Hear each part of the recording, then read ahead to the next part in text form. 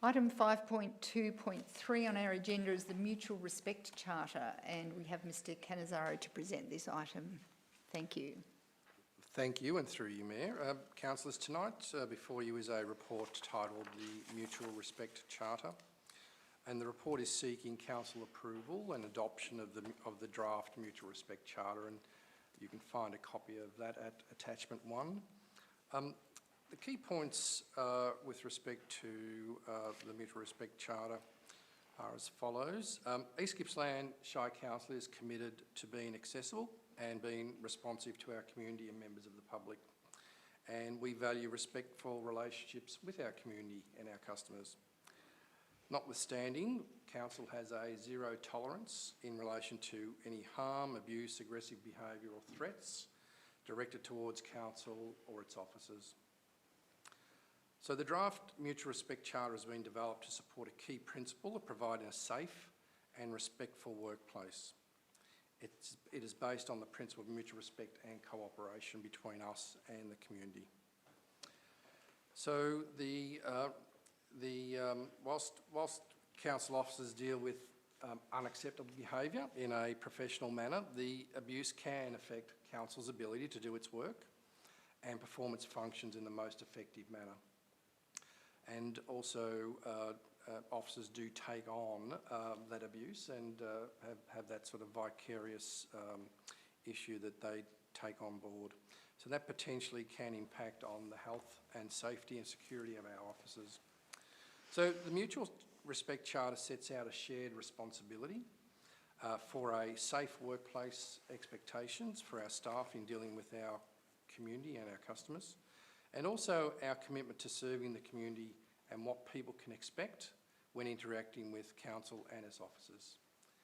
Mayor, the report is presented to you tonight for your consideration. Thank you. Thank you, Mr Cannizaro. Councillors, are there any questions of Mr Cannizaro about this item?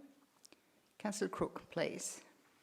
Thanks, Mr Cannizaro. I just wonder how common these documents are within local government. It seems, I would hope that these types of behaviours are taken for granted, but obviously in some circumstances we need to spell out what the expectations are, both of ourselves and the people that we deal with. Is it common for councils to do this in such a formalised way? Thank you for your question, Councillor Crook.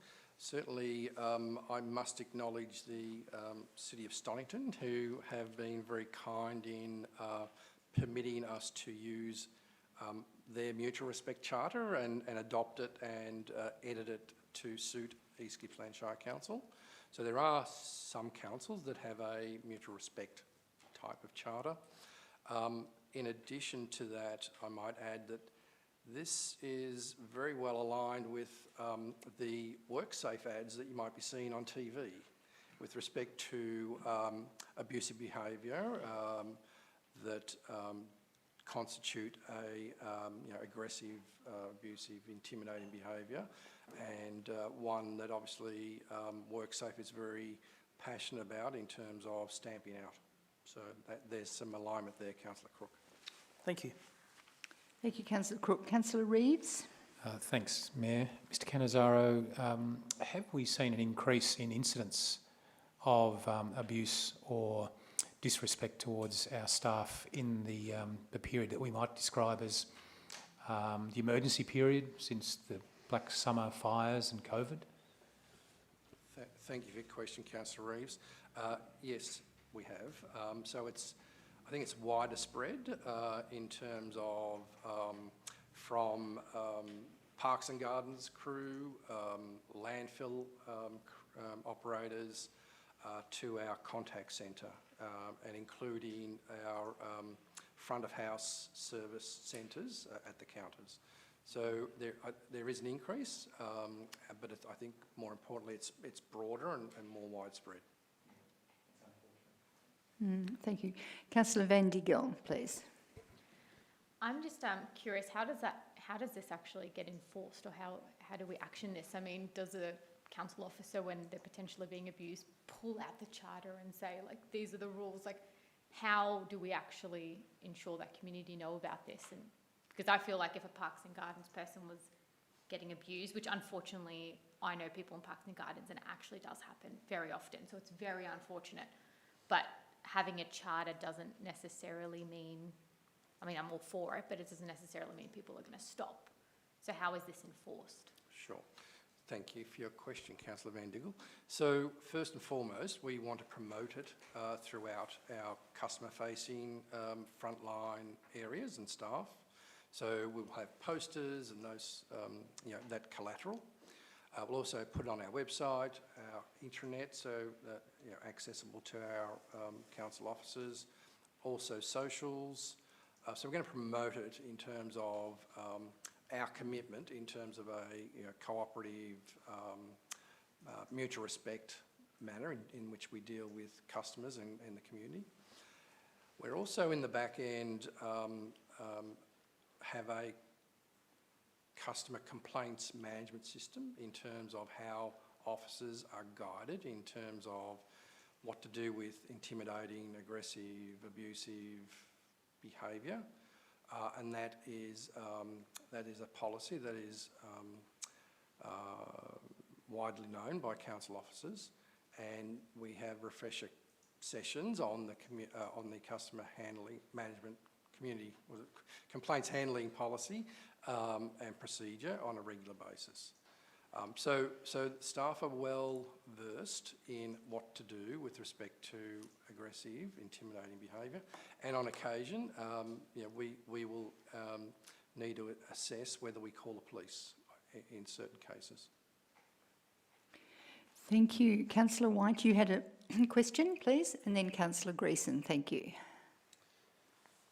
Mr. Cannizzaro, I've opened here on page 201, and I see that it also has a heading here that the community has the right and responsibility to dot points be treated with courtesy and respect. So how will council deal with it going in reverse if you actually have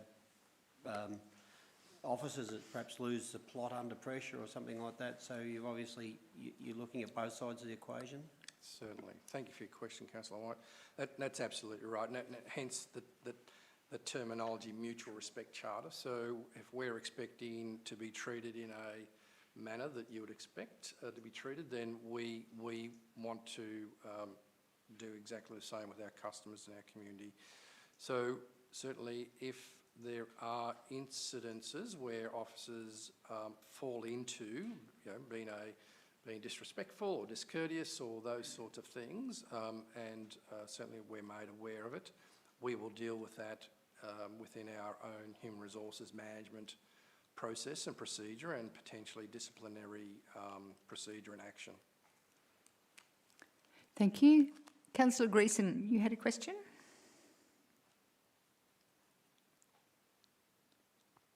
Thank you, Mayor. Councillor Greason, could you speak into the microphone directly? You're very quiet. Thank you. Thank you. Mr. Cannizzaro, in the event that a member of the community observes inappropriate or aggressive behaviour towards a council employee, is there a way in which they can report it? Thank you for your question, Councillor Greason. Yes, so our normal channels are available, so that could be a call into our contact centre, or reported in person at our customer service centres, or through our governance team that would record that, and we would note the incident and understand it, assess it, and take some action. Thank you, Councillor Greason. Councillors, are there any further questions? If not, there is a recommendation in front of you. Do I have a motion, please? Councillor Crook, thank you. Councillor Allen, seconded. Thank you. Councillor Crook, would you like to speak to the motion? Yes, thank you, Mayor. Look, I think this is important, councillors. In plain terms, it sets out our expectations about how we would like to be treated, and how our customers and the community can expect to be treated in return. As it suggests, it is about mutual respect. which I believe is fundamental in a democracy like ours. And if we can't show each other respect, then something's wrong. So I think this is a really welcomed move because it really spells out in quite plain terms what our expectations are of the community and what the community can in return expect from us. So I have no hesitation in recommending the motion. Thank you, Councillor Crook. Councillor Allen, please. Thank you, Mayor Mendy. The old adage, do unto others as you would have them do unto you, comes to mind when I read this.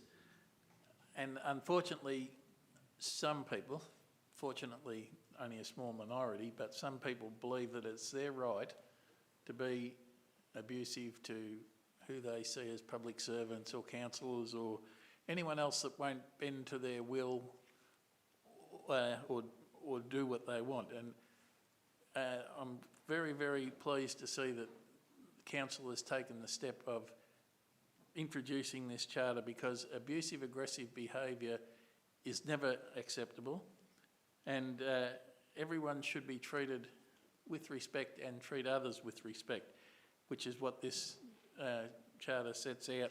So I commend it to my fellow councillors and thank the council staff who have developed it. Thank you, Councillor Allen. Is the motion opposed? Does anyone else wish to speak, either for or against the motion? Yes, Councillor White, please, and then Councillor Reeves. Thank you. I take this just another step to say that people turn up to work and do their job, i.e. council employees, but at the end of the day, they go home and they live in your street. They're part of your community. Their kids play sport. They might play soccer or football or whatever. So I look at this as basically saying, they are part, when they go home, they are absolutely part of our community and should be treated as such. Thank you, Councillor White. Councillor Reeves, thank you. It's a very important document to have, and the basis of contemporary society is based around rights and responsibilities, and it really clearly sets that out. My question to Mr Cannizzaro about the increase in incidents is not without importance. I mean, we know from the work that Rob Gordon has done on bushfire affected and post-traumatic communities that often a lot of the behaviours we see are born out of anxiety, and anxiety is a product of threat and uncertainty, and we've got plenty of that in our community at the moment.